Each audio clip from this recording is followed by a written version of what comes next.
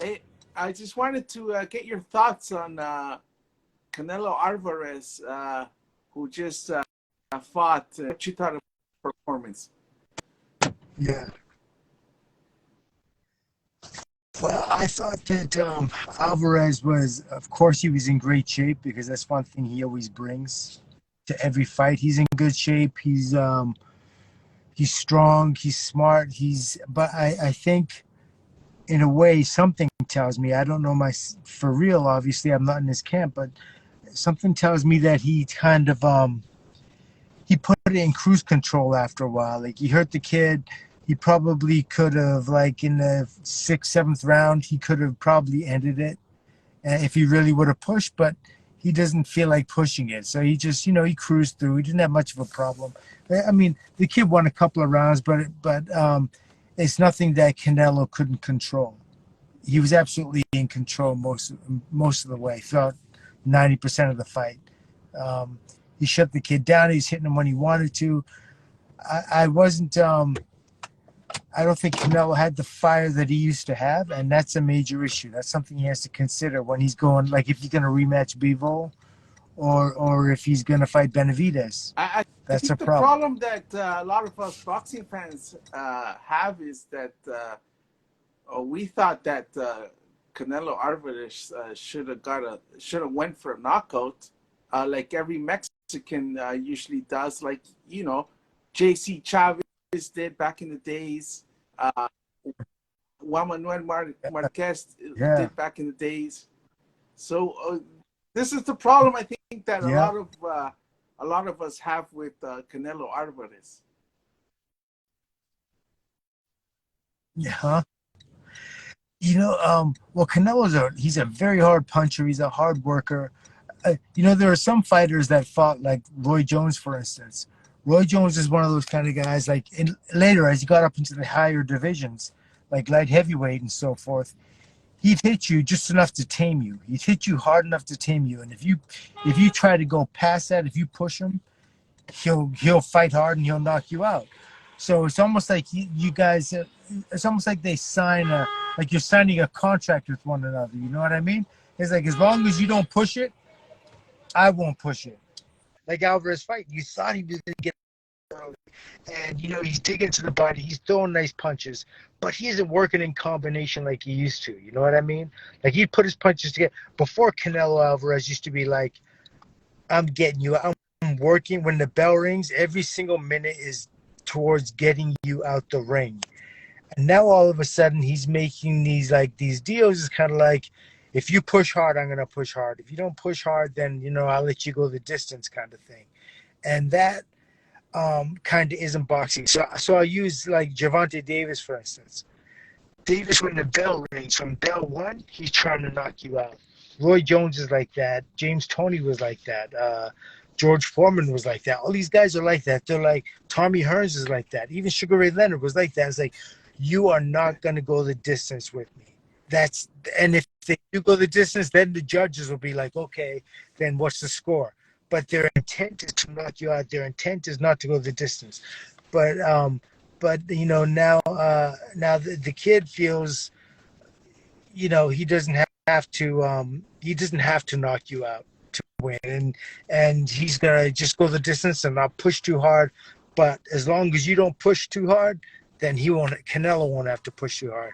And that's hard for the fans. It's hard for the fans to accept because they want to see what he really Yes, has. You know what I but mean? since you mentioned Tommy Hearns, I spoke to Sugar Hill, and he once said it best. Yes. He said Emmanuel Stewart always told his fighters to go for the knockout.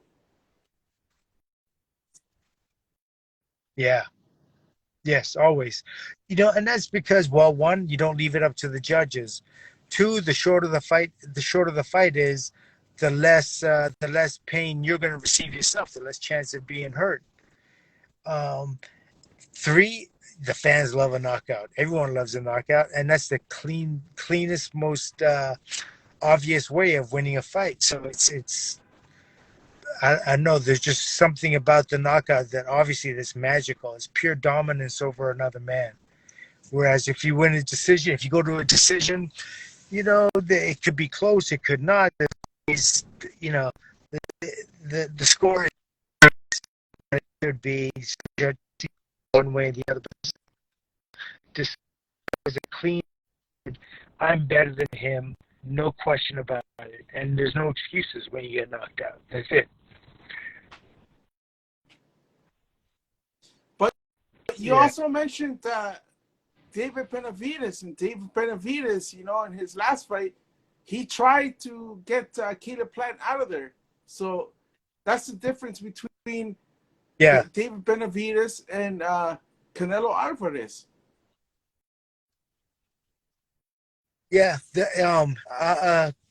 Benavidez is extremely aggressive. He lets his hands go a lot. I like him up, but I do think for Canelo, this might be a good fight. Benavidez might be a good fight because Benavidez moves his hands, he throws a lot of punches, and he's gonna make Canelo fight. And if you make Canelo fight, if he's not over the hill, and he comes in shape and he's serious about it, that's an issue. Because he can hit, and Benavidez can be hit because if you're punching, you're leaving yourself open to counters, and that's Canelo's. That's his thing.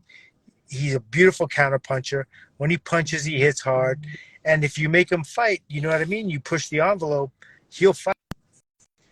Whether he can maintain it, like Benavidez right now, I would think Benavidez' stamina is better than Canelo's. He seems to be able to work at a faster pace, throw more punches over a long period of time. Canelo will throw high quality punches, but won't throw a lot of high quality punches. So that's kind of the problem right there. The Yeah, difference between the two.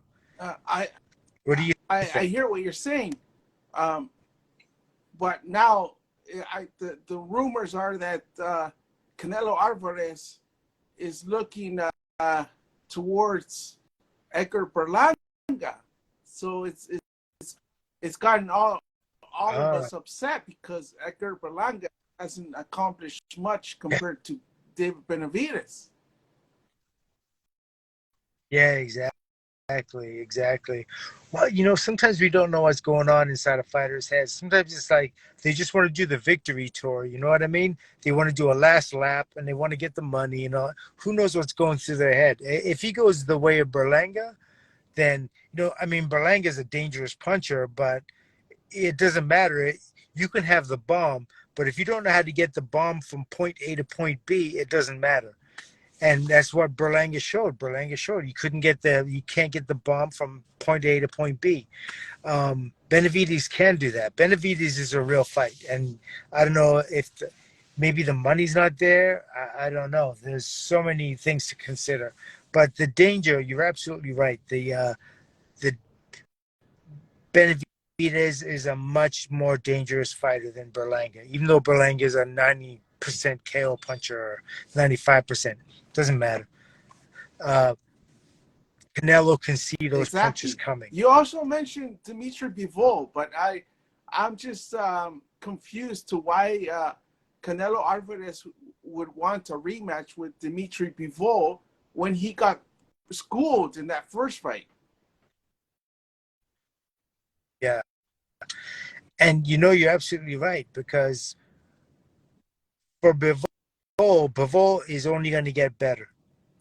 And Bivol has the confidence of having beat him already, and he was unsure. He was in that fight. He was a little unsure, but you know what I mean. He was very careful at first, the first 4 or 5 rounds, and then he started to get comfortable and open up. Now the problem is he has 100% confidence. He's be able to train harder. He knows better because he's had the Canelo experience, and this time he's gonna attack Canelo with more confidence than he did the first fight. He just when you're in there with a fighter, when you're in the ring with a fighter, you know him better than anyone else. It only takes one good sparring session and especially one good fight, and you know the guy's habits. You understand him. You see everything, and if you're able to adapt, you're going to you're gonna score more points. You could possibly stop him. There's He can do better. I do not think Canelo can fight him better than he did. Basically, he could prove me wrong, but he might be able to. But I side on the side of youth right now. I stand on the side of youth. He can get better. He can get stronger. He can get faster. He can throw different types of combinations. The other thing, the last fight was just he just managed the fight. He was very easy. He wasn't. He didn't get desperate. He didn't try very hard, as hard as he could have.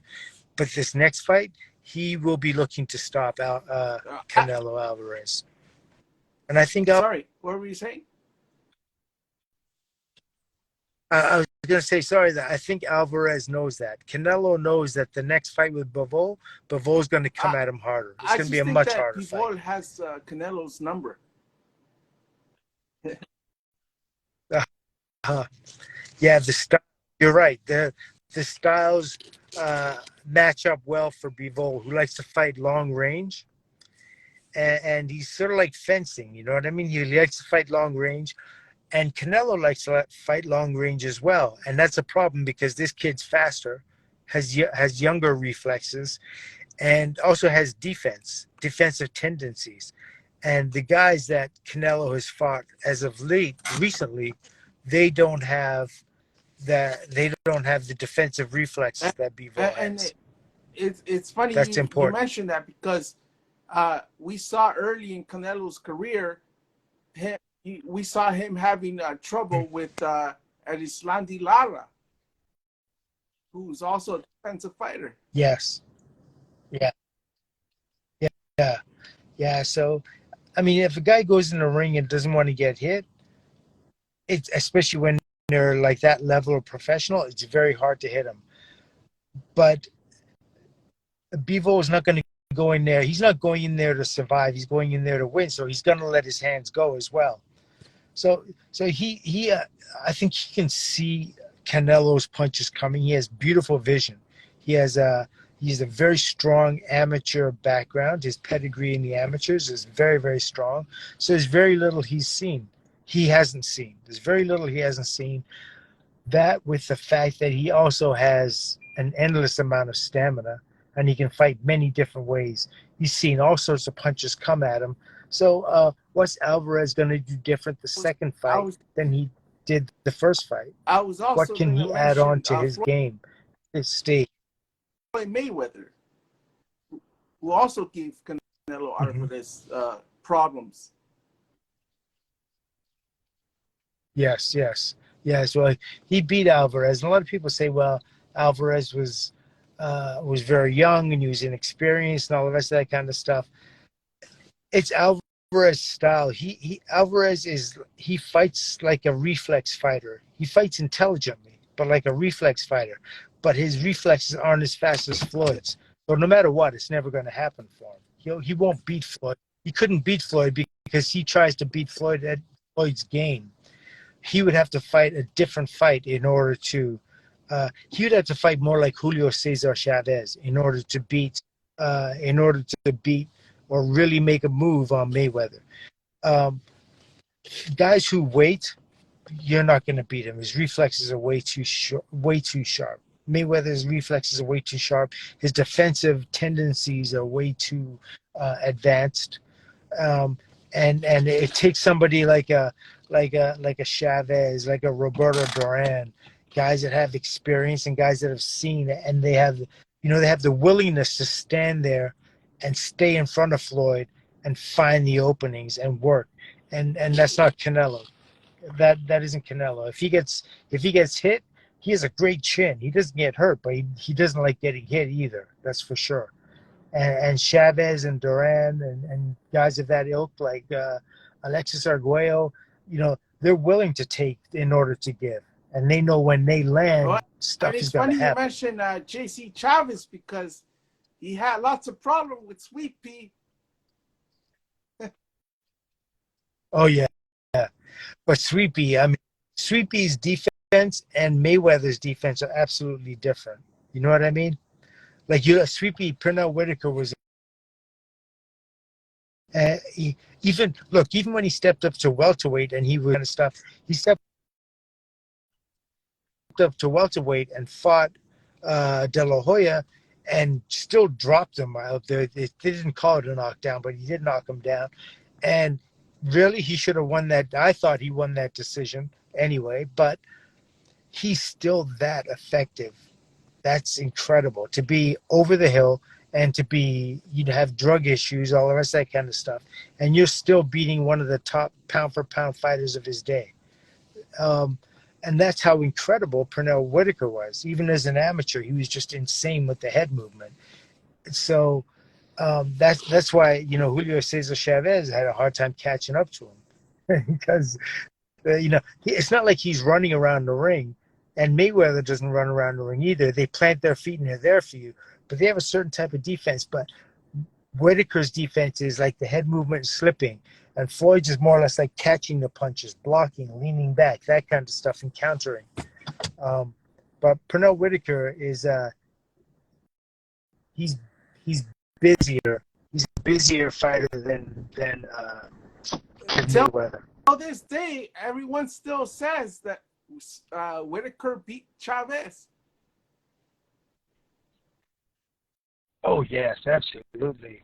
Yeah, I mean the first fight they did it to Pernell Whitaker was really bad. It was oh man, who's this? Jose Luis Ramirez, who was a very tough fighter, really tough fighter. But I mean, I think Pernell Whitaker won all 15 rounds. Like I think they called it a draw, or that was for the title, and no, it was just a head shaker. You couldn't. I don't know if it was the WBC or the WBA title, but it was just a head scratcher. There was just no reason. How did that happen? Then he fought Chavez, and Chavez was undefeated at the time. And again, the fight wasn't close. It was such a masterpiece performance by Pernell Whitaker. But because he's a cutie, you know what I mean? A lot of people are like, they don't like that style. It's not mano y mano. It's not machismo. You know what I mean? So, and everybody wants to see him go toe-to-toe. Everybody wants to see Gatti and Chavez. Like, Chavez is a hardcore, you know what I mean? I'll take one and you'll take 5 of mine. You know what I mean? Like, Chavez is like, he's the real deal. He's a hard rock. And he'll go toe-to-toe with anybody. But yeah, that was unfortunate what they did to Sweet Pea. We were just talking about Canelo Alvarez. He doesn't always go toe-to-toe. So, it's a problem for a lot of us, Yeah. Yeah.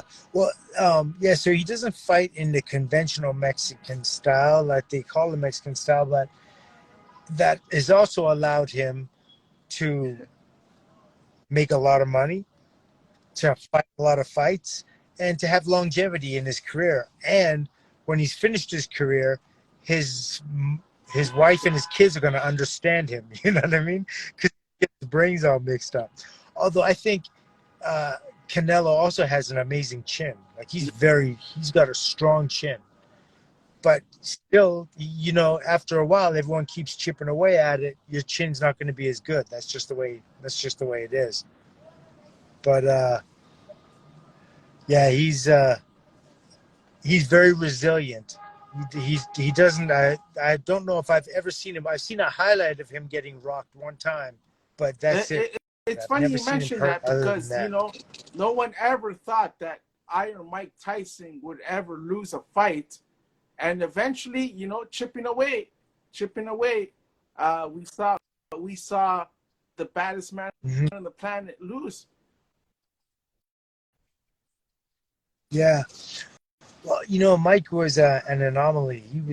Mike was I think when I look at Mike, I see one of the most talented fighters. Tyson was one of the most talented, like gifted fighters, just pure fighter to step in the ring. But a number of things I'm sure happened. One, distractions from the outside life to his fight life. When you're a fighter, it's very much like being a Spartan. You have to be 100% dedicated towards the goal of fighting. You can't do 50% of this and 50% of that. It's 100% fight. And his distractions came from within his inner circle, and his distractions came from what I understand, outside the circle. And then he had temptations and he had habits, and there were a lot of people offering him a lot of things. And I mean, it's Mike had a choice and he made the wrong choice. And that's unfortunate, because if he could have stayed uh, with the teachings he had learned, and he stayed with the methodology and the sacrifices, like he made a lot of sacrifices on the way up, but he didn't make a lot of sacrifices once he got there.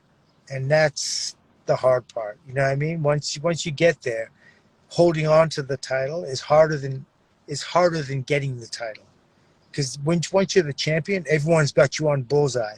Everybody wants you. Everybody wants to knock you out. Everybody wants what you got.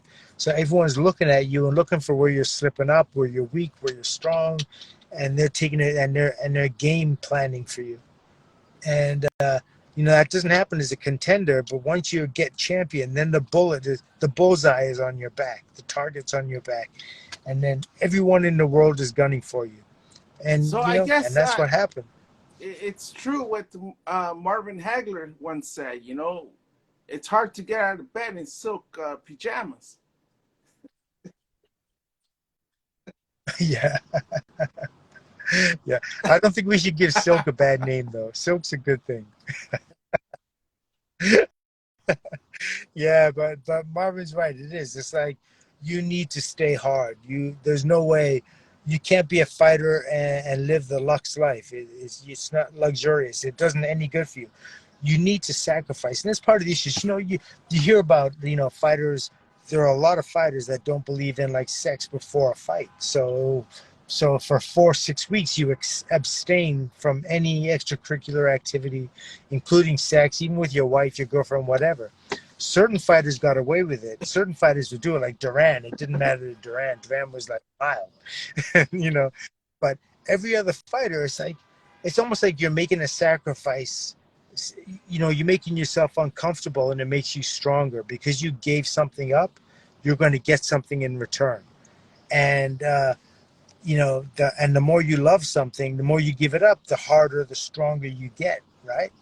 And so that's why I don't know if physiologically the act of not having sex really makes you a better fighter, but mentally it does make you a stronger individual. It puts you on edge.